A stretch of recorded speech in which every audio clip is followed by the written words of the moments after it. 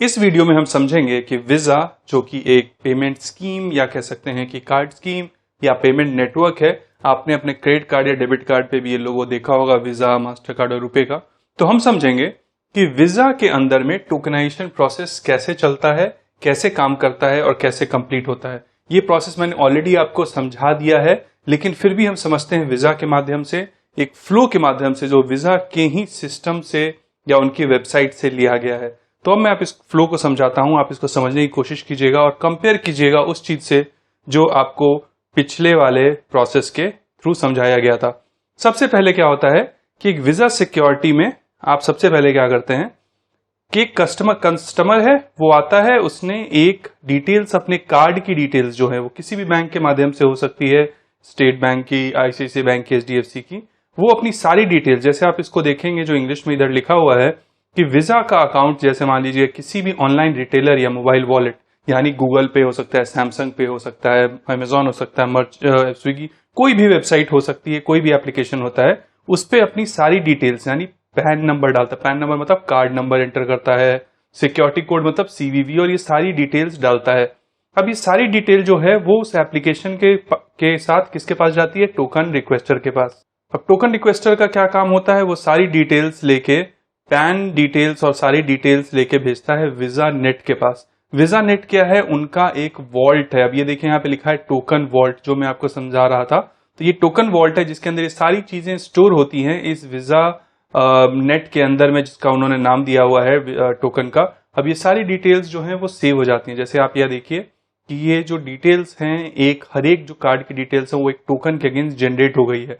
अब ये visa net क्या करता है? ये टोकन तो भेज नहीं सकता ईश्वर बैंक को, क्योंकि ईश्वर बैंक को तो पता नहीं है कि टोकन क्या जनरेट हुआ है। तो अभी तक यहाँ पे कोई टोकन जनरेट नहीं हुआ है। ये सारी डिटेल्स जो हैं, ये पैन नंबर या मतलब ओरिजिनल इंफॉर्मेशन जो है, ये वीजा जो है ईश्वर बैंक को भेजता है। ईश्वर बैंक मतलब कस्टमर का बैंक। ईश्वर बैंक देखता है कि हाँ ठीक है, ये सारी डिटेल सही हैं, हमारे तरफ से सब कुछ सही है, आप एक टोकन जनरेट कर सकते हैं। तो अब ये क्या करेगा? ईश्वर बैंक भी अपने पैन यानी कि क्रेडिट कार्ड या डेबिट कार्ड, जो भी डिटेल्स यहां से आई थी, ये सारी डिटेल्स जो है उसको लेके वापस वीजा नेट या टोकन वॉल्ट में जाती है और यहां पे एक टोकन जनरेट हो जाता है। इसका मतलब आप समझिए, मान लेते हैं कि अगर मान लीजिए credit card detail, debit card detail आई वीजा के पास और वीजा ने टोकन जनरेट कर दिया और टोकन भेज दिया ईश्वर बैंक को। ईश्वर बैंक को तो पता ही नहीं चलेगा ना वो कौन सा टोकन है, किस चीज के अगेंस्ट है, क्योंकि रैंडमली जनरेटेड नंबर होता है टोकन, जैसा हम जानते हैं। तो पहली बार के लिए वीजा जो है वो एग्जैक्टली सेम डिटेल जो भी कस्टमर ने एंटर की, वो सारी डिटेल ईश्वर बैंक को भेजता है। ईश्वर बैंक को सारी डिटेल वेरीफाई करता है, कहता है हाँ ये सारी डिटेल सही है। उसके बाद ये सारी डिटेल आती है वीजा नेट या टोकन वॉल्ट के पास। टोकन वॉल्ट क्या करता है? उस ओके वाली डिटेल्स के साथ, उस कार्ड डिटेल्स के अगेंस्ट में एक टोकन जनरेट करता है और वॉल्ट में स्टोर कर लेता है कि क्रेडिट कार्ड नंबर 1234 का जो टोकन है वो कुछ भी है। फिर ये वीजा नेट क्या करता है? उस टोकन को जो जनरेट करता है वो भेज देता है उस डिजिटल वॉलेट के पास, यानी कि एप्पल पे, गूगल पे या सैमसंग पे या जिस किसी के पास भी भेज देता है, या उस ऑनलाइन मर्चेंट के पास भेज देता है जो उस टोकन को स्टोर कर लेता है। और अगली बार जब भी पेमेंट होगा तो वो टोकन के अगेंस्ट ही होगा, और जितनी बार भी जब ये डिटेल्स जाएगी तो वो टोकन के थ्रू ही जाएगी। ये पैन नंबर या क्रेडिट कार्ड नंबर ये एक्सचेंज नहीं होगा, और जो भी टोकन है वो यहां से इनिशिएट होगा। उसके बाद फिर टोकन जाएगा वीजा के पास, वो मैच करेगा और ये सारी डिटेल्स ईश्वर बैंक को भेजेगा वेरीफाई करने के लिए, और ईश्वर बैंक फिर वेरीफाई करके जब ओके करेगा तो ये पेमेंट हो जाएगी। यही सारी डिटेल्स यहाँ स्टेप्स में लिखी हुई भी है। अगर आप पढ़ेंगे कि पहले में लिखा हुआ है कि वो पैन नंबर, सिक्योरिटी कोड सब कुछ देता है। सेकंड में क्या है कि वो जो पेमेंट सर्विस प्रोवाइडर है वीजा को भेजता है, वो पैन नंबर है, वो टोकन रिक्वेस्ट है, वो भेज देता है ईश्वर बैंक के पास। ईश्वर बैंक आप देखेंगे स्टेप 4 में क्या करता है, वो सारे अप्रूवल दे देता है कि हाँ ठीक है, सारी डिटेल्स अगर सही होंगी तो वो सही कहता है, गलत है तो इनवैलिड बोलेगा, तो वो रिक्वेस्ट वापस चली जाएगी कि ये डिटेल्स मैच नहीं कर रही।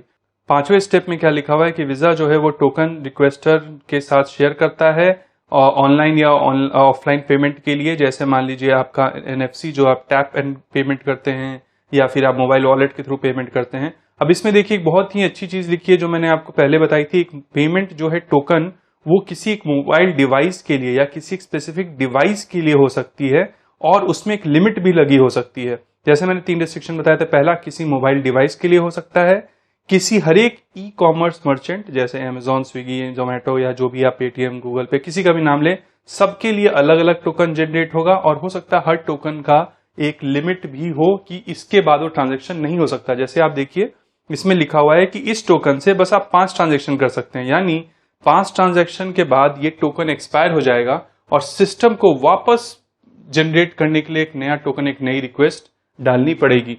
ये हो सकता है कस्टमर को बार बार ना करना पड़े, पर बैकएंड में टोकन रिक्वेस्टर जैसे ही मान लीजिए उसका टोकन रिक्वेस्ट एक्सपायर होने वाला है 5 दिन के भीतर या 5 ट्रांजैक्शन के बाद, टोकन रिक्वेस्टर ऑटोमेटिकली एक टोकन जनरेट की रिक्वेस्ट वीजा के पास भेजेगा कि टोकन एक्सपायर होने वाला है, आप हमें नया टोकन इशू करें। तो वो टोकन फिर वापस इशू होगा। हो सकता है उस पर कुछ और रिस्ट्रिक्शन हो, 5 हो, 4 हो, 3 हो, 2 हो, 1 भी हो सकता है कि बस वो इसी पेमेंट के लिए वैलिड है, अगले पेमेंट के लिए नया टोकन रिक्वेस्ट आपको भेजना पड़ेगा। तो ये सारा प्रोसेस बैकएंड पे चलता रहता है और वीजा जो है इसी तरीके से टोकन को क्रिएट, स्टोर और मैनेज करती है इश्यूअर बैंक और एक्वायर बैंक के साथ पेमेंट करने में। तो इस वीडियो में बस इतना ही। मुझे पूरा विश्वास है कि अब आपको पूरी तरीके से समझ में आ गया होगा कि कैसे पेमेंट कंपनीज टोकनाइजेशन का यूज करती है, जनरेट करती है, स्टोर करती है, मैनेज करती है और कैसे आपको सिंपल लगने वाला पेमेंट इतना कॉम्प्लेक्स होता है पीछे में। तो इस चीज की बारीकी को अप्रिशिएट कीजिए और एंजॉय कीजिए अपने सिक्योर्ड पेमेंट को। तो मिलते हैं अगले वीडियो में, तब तक ख्याल रखें और खुश रहें। धन्यवाद।